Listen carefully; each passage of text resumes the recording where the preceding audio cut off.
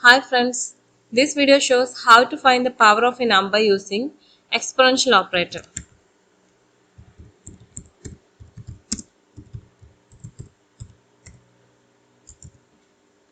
Here, first of all, we are assigning two values p equal to 10, q equal to 2, 10 raised to 2. We need to calculate 10 raised to 2.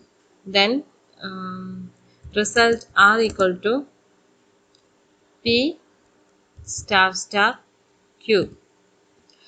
P star star q means p exponential q. Then print r.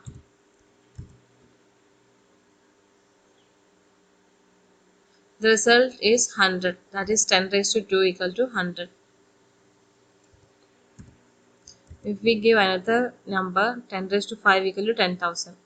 Here star star is the exponential operator, that is double star is the exponential operator. Thanks for watching.